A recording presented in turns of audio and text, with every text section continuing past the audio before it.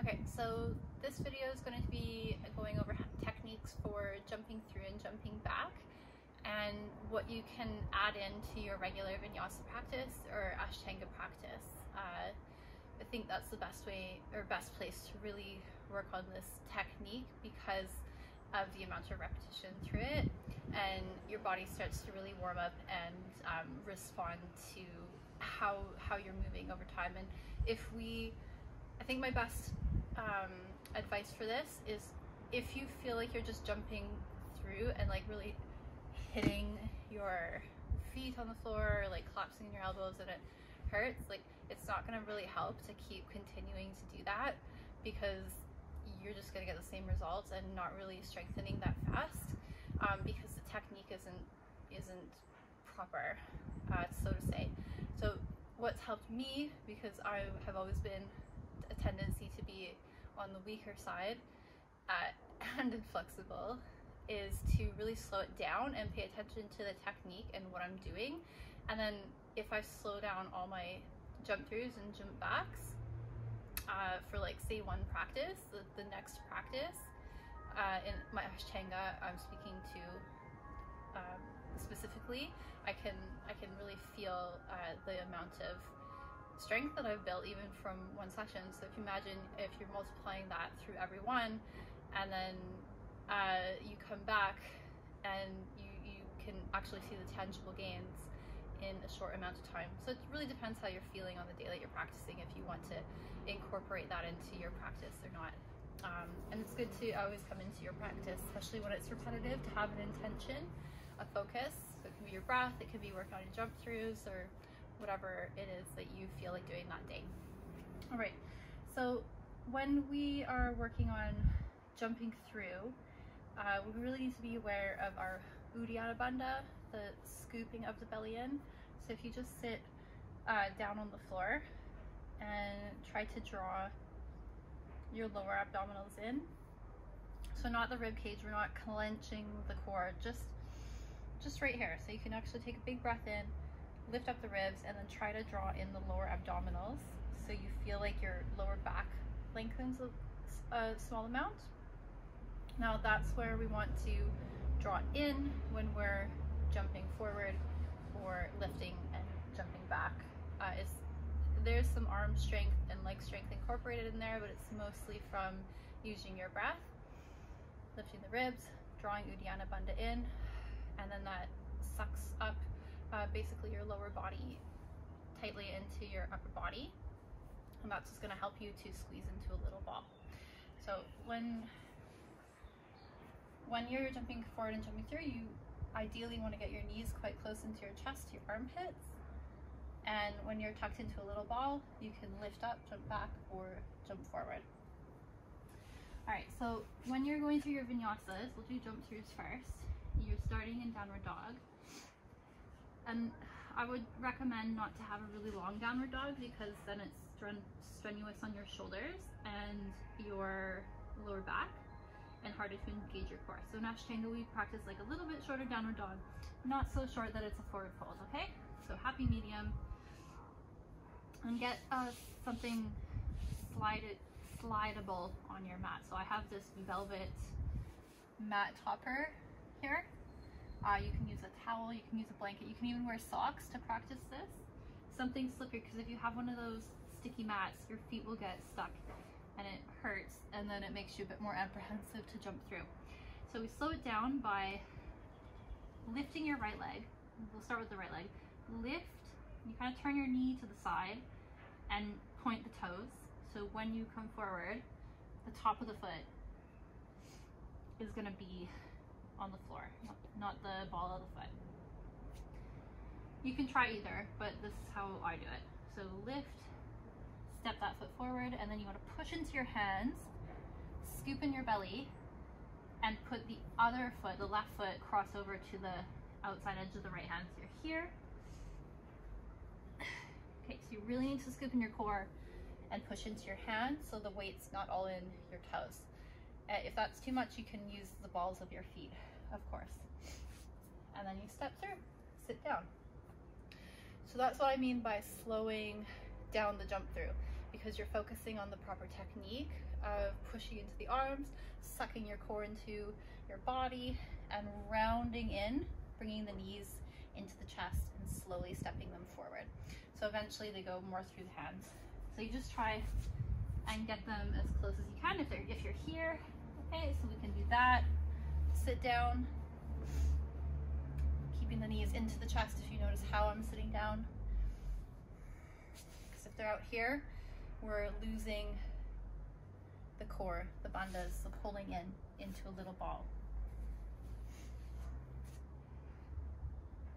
And then switch the sides too. So if you do your right foot, then also try and do your left foot, step it forward, sit down, and extend.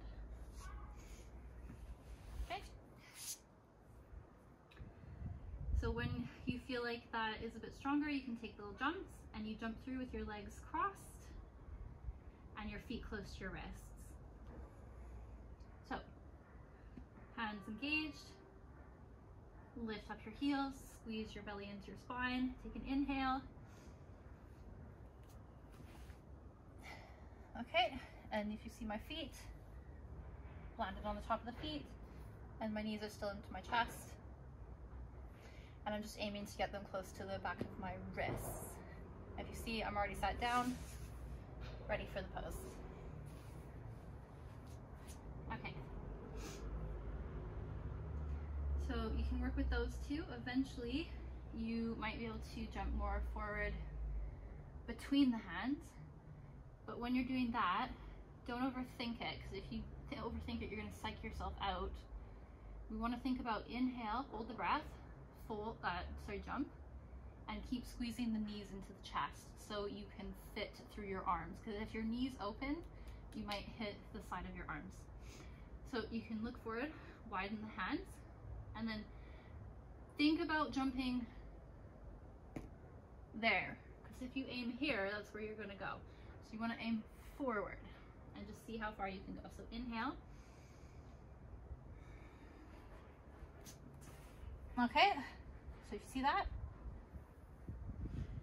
And then go through. Let's try it again, a little bit farther.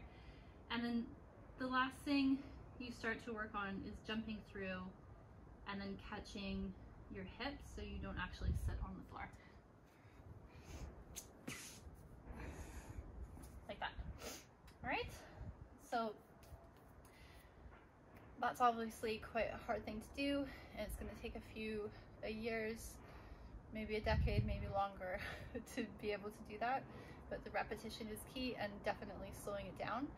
Another thing you can add into your vinyasa when you're coming forward to get the lifting action is when you come through, so you can do like this, cross. All right, so we're sucking in the core, squeezing the knees into the chest, sit down, you're still in a little ball. Extend your legs, hands forward of hips, and then lift up. And then try and lift your feet. So you're still getting that lifting action, and then you can do your pose, whatever it is, Paschimottanasana, or wherever you're going. You can jump through with straight legs, but from what I've been told, that's the show-offy fancy version. So it's really up to you, which feels good in your body. So you inhale, suck in the belly, jump through, and exhale, sit down. So you're actually holding the breath when you go through. And that's able so you can suck up Uddiyana Bandha. Lifting the ribs, sucking in, jump through, exhale, relax. So hopefully that helps for jumping through. Let's go over jumping back. I find it a bit harder. So when you're jumping back, so you've done your posture, Paschimottanasana, whatever it is, instead of just crossing your legs and rolling over your knees, I mean, you can do this, but it doesn't require any core engagement. So you're not really going to get stronger if you do that. Again, it depends how you're feeling in your practice that day. Sometimes you need to do something like that. We cross the legs. So you want to have the same legs as when you come through, your feet tucked in, and your knees squeeze into a little ball. And when you come out of your posture in here, you lift, hands forward to the hips, lift. Okay, sit down, and then keep your knees in. You swing forward, put your hands down, and then jump back to your chaturanga. So I think that's a really good way to approach the jump throughs. You can use blocks. I used blocks to learn how to do it, but then I got really dependent on the blocks, and it didn't help me in the long run.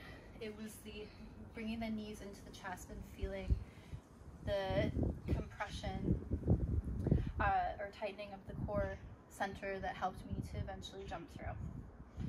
So we'll see if it happens. I'm not fully warm. I have to be quite warm for this. So you cross, hands forward, take an inhale, and then drag through and jump back. Exhale. Inhale and exhale. So I'm going to do that again. So you're crossing, right? Lift, bump. Second one, jump back. Knees in the whole time. Try not to let them go out because you might strain your knees and your ankles if your feet are like this. So squeezing in. And then when you're going to jump through, you Paschimottanasana, say, inhale, lift. Exhale, belly in. Cross your legs. Lift. Okay, so you're there. And then you jump back, chaturanga. Eventually you just lift and jump through. It has to be a good day for me to be able to do that.